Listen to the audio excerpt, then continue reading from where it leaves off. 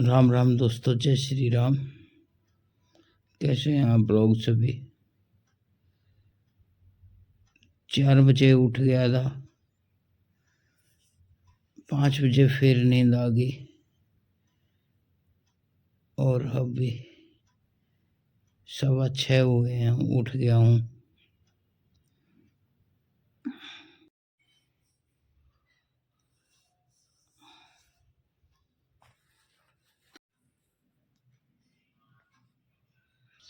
जिया जी चाय देकर गए हैं, अभी चाय पीते हैं, फिर थोड़ी देर नींद लेंगे।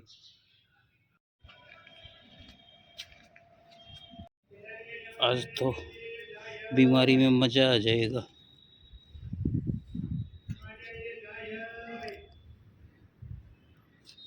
बाजरे की रोटी और कढ़ी दोनों चीज पसंद है।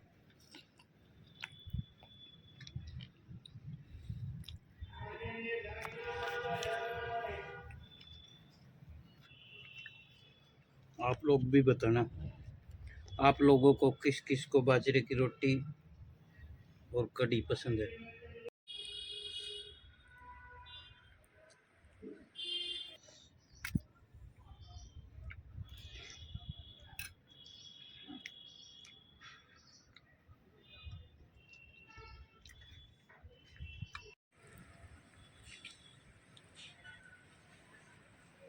करने के बाद मैंने दवाइयाँ ली।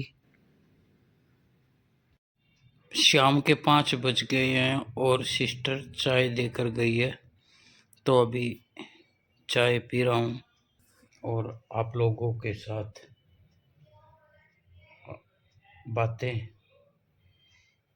इसलिए कि आज तबीयत ठीक रही।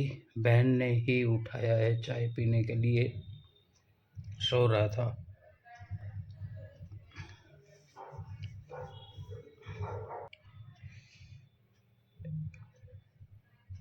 अनेकों मुद्दे हैं बोलने के लिए, चलो आगे इस पर डिस्कस करेंगे। पहले चाय पी लेता हूँ।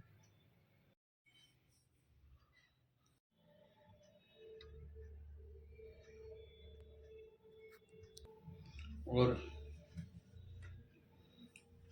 ठंड भी ज़्यादा हो जाती है रिवाड़ी साइड, क्योंकि राजस्थान का टच का एरिया है।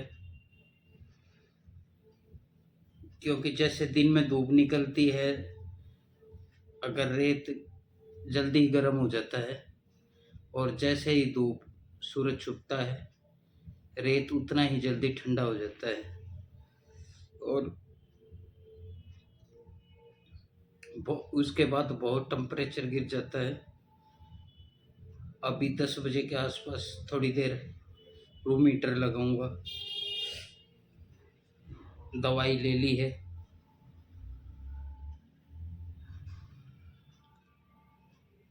हमारे एरिया की, जैसे सोनीपत डिस्ट्रिक्ट, हमारे एरिया की बजाय इधर ठंड ज़्यादा है, दिन में उधर से ज़्यादा गर्मी है। हाँ, वो मैं आप लोगों को एक बात बताना चाह रहा था। दिन में ऑस्ट्रेलिया में जो पाकिस्तानी ने नरसंहार किया, पाकिस्तानी लोग अपनी गलतियों को गलती नहीं मानते। वो झूठ पर डटे हुए हैं, और झूठ कितने समय चलेगी। इंडिया से काफी आगे था पाकिस्तान, पैसे के मामले में भी, तरक्की के मामले में भी, लेकिन उन्होंने अपनी झूठी तारीफ कर करके आज ऐसी जगह अपने आप को गाड़ लिया है, उसका निकलना मुश्किल ही नहीं, नामुमकिन हो रहा है। जो लोग झूठ की दीवार खड़ी करते हैं, उनके साथ ऐसा ही होता है। पाकिस्तानी लोग अफ़गानिस्तान का नाम ले रहे हैं और अफ़गानी पूरा विश्व तो पाकिस्तान को ही जोड़ रहा है भी बिल्कुल। वो दोनों के दोनों लाहौर से बिलोंग करते हैं। इतना सब कुछ हो गया फिर भी नहीं मान रहे। इजराइल यहूदियों का देश है और इजराइल 100% पाकिस्तान पर अटैक करेगा क्योंकि उन्होंने यहूदियों को मारा है। पाकिस्तान डरा हुआ है, उसके पास लड़ने के लिए पूंजी तो है ही नहीं। अमेरिका उसको बढ़ोए रहता है। चलो, एक तो बात होगी ये। एक दूसरी, हमारे हरियाणा के अंदर ही ऑस्ट्रेलिया से डांडा नेवली वाला ऑस्ट्रेलिया में रहता है और वो पॉप सिंगर है, राइटर है, अच्छे स्टेज शोज करता है। मेरे को तो काफ़ी पसंद आते हैं। पता नहीं क्यों छोटी सी पूंजी के लिए लोग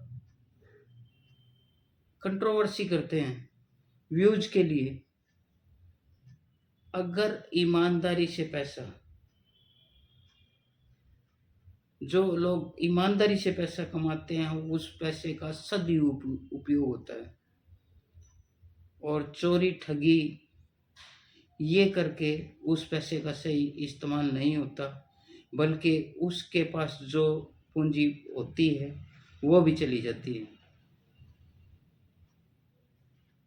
जिसने भी डांडा न्योली वाले की कंट्रोवर्सी उठाई, मैं उसको कहना चाह रहा हूँ, आप जो भी हैं, डांडा न्योली वाले का हिंदुओं के खिलाफ वाला कोई मैटर नहीं है।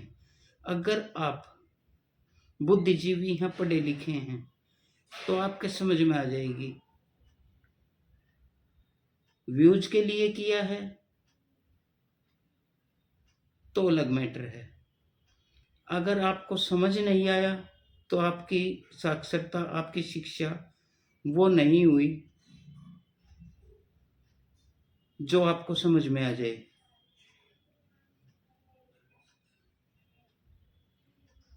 आपको गाली समझ में आ गई, उसके पीछे गाली देने का मकसद समझ में नहीं आया। आप लोग जो भी हैं, मैं आप लोगों से हाथ जोड़कर विनती करता हूँ, इस तरह की डांडा नेवली वाले ने इस तरह का कोई भी उसके अंदर है ही नहीं ये चीज़ें जो आप लोग कह रहे हैं। हालांकि डांडा ने बोला है मैं ये लाइनें चेंज कर रहा हूँ, मैं किसी कंट्रोवर्सी का हिस्सा नहीं। जो समझदार आदमी है वो ऐसे ही करेगा। कब तक लड़ेगा? ये तो बढ़ती जाएंगी, बढ़ती जाएंगी, बढ़ती जाएंगी। अच्छा डिसीजन है और समझदार आदमी को ऐसा ही करना चाहिए। एक और बीच में छलांग लगाकर प्रज्ञा ठाकुर, जो कटिंग वाली है, 7-8 कानों में बालियां डालती है, वो भी डांडा नेवली वाले के पीछे पड़ी हुई है। डांडा ने तो सीधा एक ही बात कह दी, जिसको जो कहना है कह लो। लेकिन उसकी समझदारी ये थी, अब उसने वो लाइन चेंज कर रहा है। मैडम प्रज्ञा ठाकुर जी, पहले गाने को का मतलब समझें, उसको लिख लें कागज पर। अगर बोल से समझ में नहीं आ रहा, उस अंतरे को पूरा लिख लें और बहुत बारीकी से उसको अपने दिमाग में डालें। आपको समझ में आ जाएगी वो कहना क्या चाह रहा है। वो कहना कुछ और चाह रहा है, आप समझ कुछ और रहे हैं। ऐसा नहीं होता।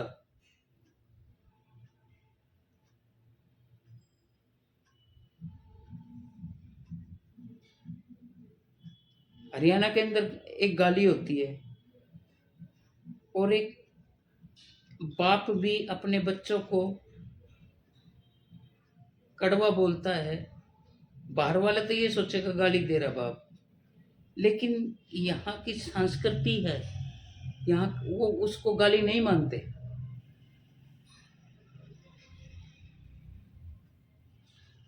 अभी कुछ ही देर में 7 बजे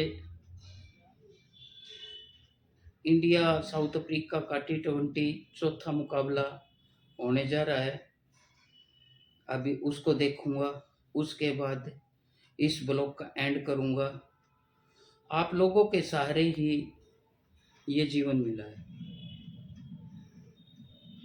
आप नहीं होते तो शायद ये सांसें टूट चुकी थी, क्योंकि आप लोगों से जुड़ा हूँ, तो ऐसा लगता है जैसे मैं आप लोगों से बातें कर रहा हूँ, आप लोगों के बीच में रहता हूँ। एक उम्मीद है, और ऐसे ही प्यार बनाए रखें,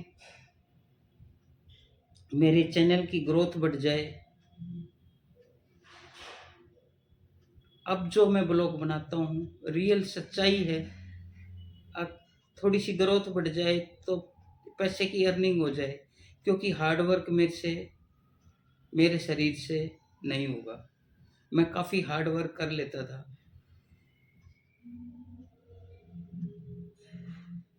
100 200 300 मीटर भी नहीं चला जाता, पौड़ियाँ नहीं चढ़ सकता। तो मेरी कंट्रोवर्सी के जरिए नहीं, एक मेहनत के जरिए, मेहनत भी वो जो फिजिकल ना हो, क्योंकि फिजिकल मेहनत मैं नहीं कर सकता।